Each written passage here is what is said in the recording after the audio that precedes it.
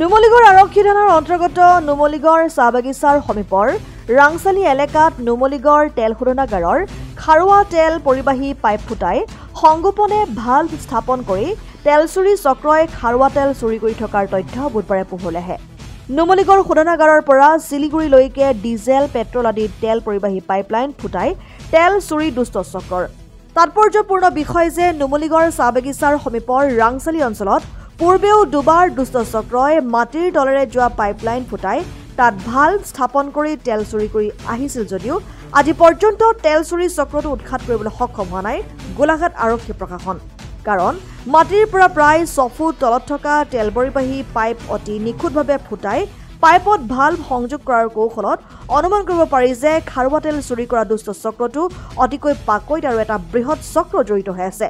কাৰণ প্ৰায় এটা বছৰ আগতে উক্ত স্থানতে লোহাৰ পাইপ স্থাপন কৰি চক্ৰটোৱে তেল চুৰি কৰিছিল আৰু উক্ত ঘটনা সন্দৰ্ভত ভিডিপিয়ে বিভাগীয় কৰ্তৃপক্ষ আৰু আৰক্ষীক খবৰ দিয়ে। চিন্তনীয় বিষয় যে এই দুষ্ট চক্ৰটোৱে জিলাখনৰ বিভিন্ন স্থানত সময়ে সময়ে এইদৰে পাইপ ফুটাই তেল চুৰি কৰি আহিছে।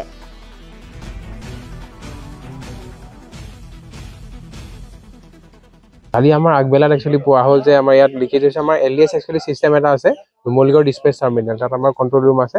তাত আমি মানে লিকেজ যদি পাইপত হয়, কিবা কাৰণত পাইপ ৰাপচাৰে হওক বা পাইপৰ থ্ৰুদি তেনেকৈ পিলফাৰিজ এটেম্পটে চলক, তাৰ কাৰণে প্ৰেছাৰ ড্ৰপ হ'ব পাইপত, আমি তাৰ পৰা আমাক সেইটো ইণ্ডিকেশ্যন আমাক তাত কণ্ট্ৰল ৰুমত দি দিয়ে। চ' সেইমতে আমি তেনেকৈ 1:50 মানত আমাৰ যোনটো পাম্পিংটো শ্বাটডাউন কৰা হ'ল, মানে গোটেই ষ্টেচনটো আমি বন্ধ কৰিলোঁ। আমাৰ ইয়াৰ শিলিগুৰি মানে নুমলীগড়ৰ পৰা শিলিগুৰিলৈ যোনটো মানে লাইন আছে NSPL লাইন হয়, নুমলীগড় শিলিগুৰি পাইপ লাইন, তেতিয়াহ'লে আপোনাৰ মানে HSD SQMS আমাৰ ট্ৰান্সফাৰ কৰা হয় শিলিগুৰিলৈ।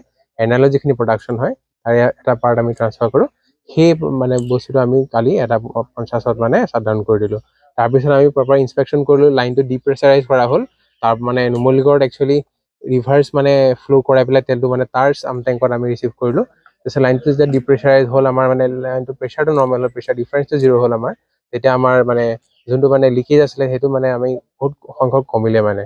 তো আমি বস্তুৰ পৰা মানে সেইটোৰ পৰা আমি একচুৱেলি হেৰি হ'লোঁ যে কনফাৰ্ম হ'লোঁ যে এইটো কাইণ্ড অফ আমাৰ পিলফ্ৰিজ এটেম্পটে হৈছে। তাৰপিছত আমাৰ আজি মানে কালি আমি একচুৱেলি PLM টিম মানে আমাৰ যোৰহাট বেছ ষ্টেচনত আছে, তেওঁলোকক ইনফৰমেশ্যন দিয়া হ'ল আৰু তেনেকৈ তেওঁলোক আজি আহি পেলাই তেওঁলোকে এতিয়া কাম ষ্টাৰ্ট কৰি আছে। এতিয়া মেৰামতিখিনি কৰি আছে। এতিয়া ৱেল্ডিং কামখিনি বাকী আছে, মানে আপোনাৰ শ্লিপ দুটা বহোৱা হৈছে ক্লেম্প ইউজ কৰি পেলাই। তাৰপিছত সেইটো আপোনাৰ পাইপৰ লগত মানে ৱেল্ড কৰা হ'ব। এইবাৰো যেনেকৈ আমি মানে তেনেকৈ ক্লেম্প পাইছোঁ, লগতে ভাল পাইছোঁ, বল্ট নাট এইবিলাক পাইছোঁ, সেইখিনি বস্তু আমি তেনেকৈ FIR ফাইল কৰি পেলাই প্ৰপাৰকৈ মানে যিখিনি বস্তু ফাইন কৰা মানে যেতিয়া আমি পোৱা হয় মানে সেইখিনি দিয়া হয় আৰু নুমলীগড় ব্যুৰো, জননী লাইভ।